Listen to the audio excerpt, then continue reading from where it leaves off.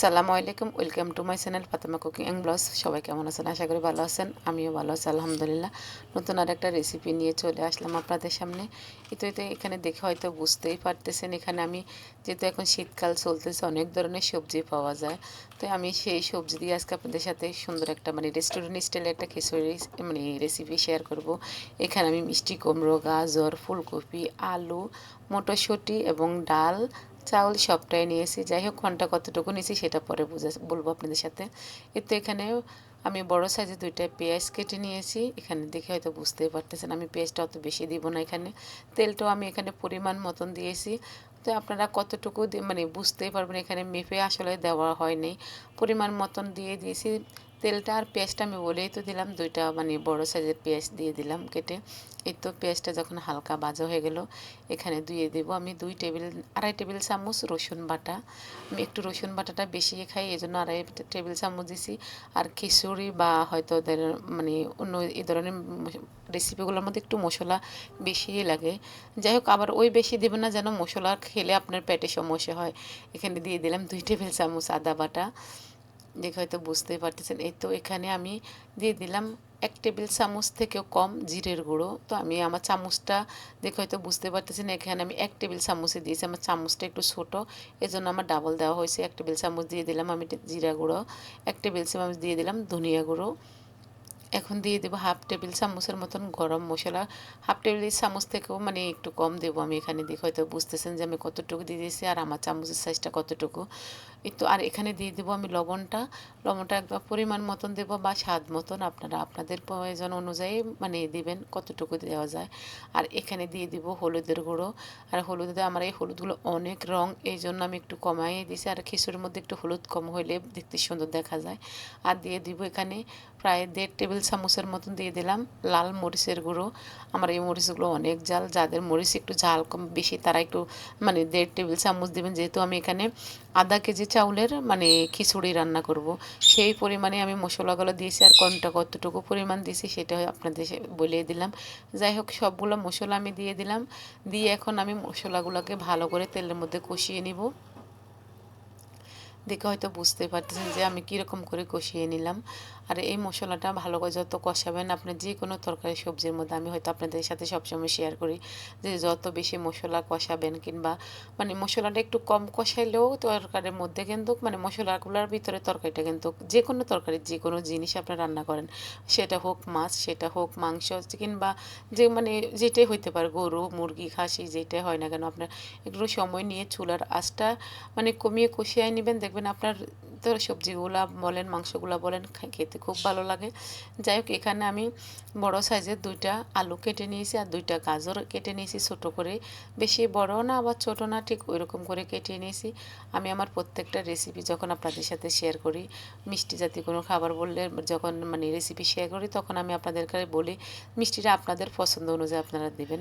আর যেমন ঝাল কোনো রেসিপি যখন শেয়ার করি, সেটা ঝালটা আপনাদের পছন্দ অনুযায়ী দিবেন। আপনারা ঝাল যে যেরকম খান ঠিক ওইভাবে দিবেন।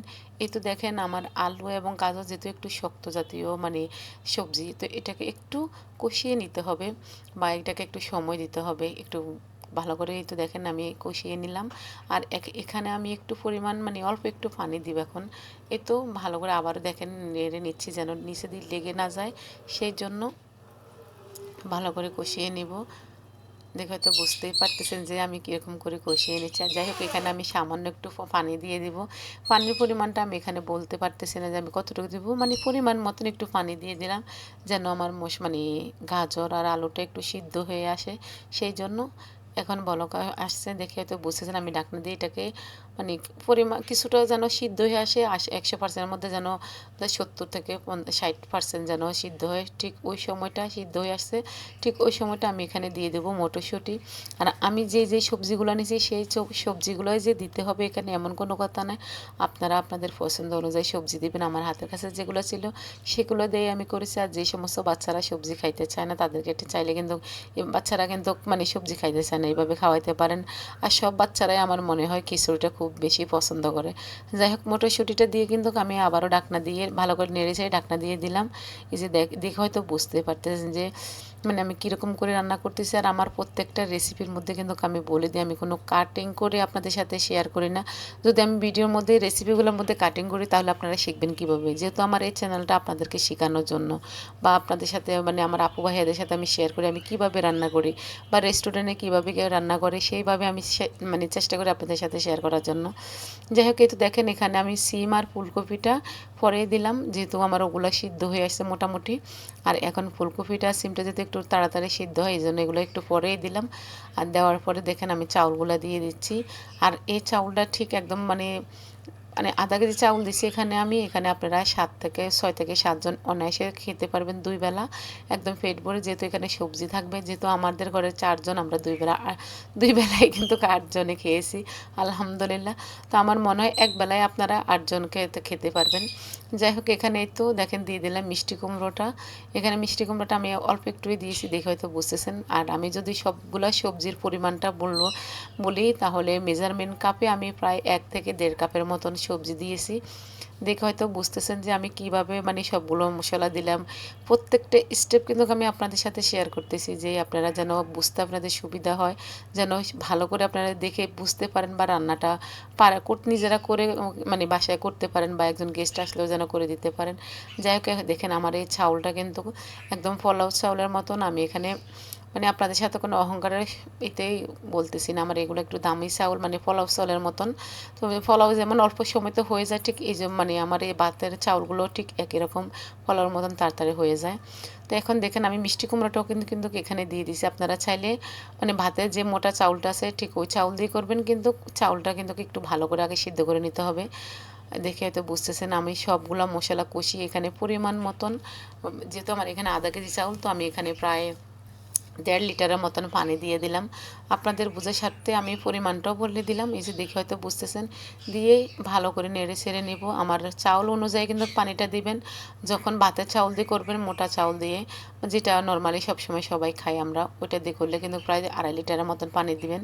যাই হোক, এই তো আমি যেহেতু বললাম আমার চাউলটা একটু চিকন, একটু দামি চাউল, এই জন্য এটার মধ্যে কম পানি লাগে পোলাওর মতন।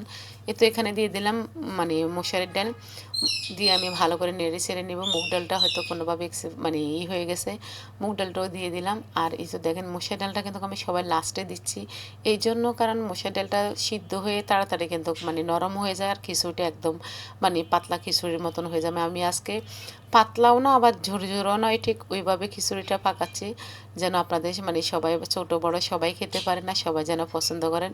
এই তো এখন দিয়ে দিব কাঁচামরিচ। আমার এই কিন্তু খিচুড়ি রান্না শেষ, আমি আরও এখানে কোনো ধরনের পানি দিব না। ডালটা কিন্তু যেটুকু ঝোল আছে সেইটুকু ঝোলের মধ্যে আমার ডালটাও সিদ্ধ হবে, খিচুড়িটা খুব সুন্দর হবে। যদি আপনাদের কাছে আমার রেসিপিগুলো ভালো লাগে অবশ্যই একটা লাইক দেবেন, যদি বেশি ভালো লাগে ফ্যামিলি এবং ফ্রেন্ডসের মাধ্যমে শেয়ার করে দেবেন। এই যে দেখেন আমার খিচুড়িটা কেমন হয়েছে। আর আমার আপু ভাইয়েরা যারা আমার পিছনে ভিডিওগুলো দেখেন নাই, আপনারা দেখে আসবেন, আর আমার ভিডিওটাতে একটা লাইক দেবেন। আপনাদের একটা লাইক আমার অনেক অনেক উপকারে আসবে। এই তো আজ এ পর্যন্তই, সবাই ভালো থাকেন, আল্লাহ হাফেজ, আসসালামু আলাইকুম।